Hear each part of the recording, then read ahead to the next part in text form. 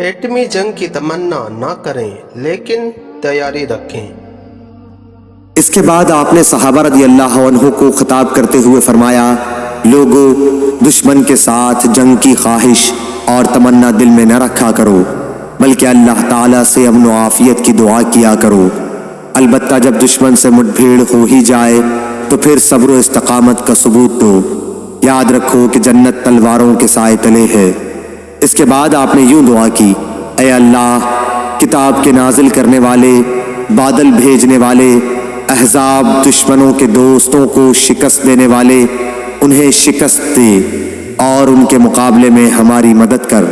صحیح بخاری حدیث نمبر 2966۔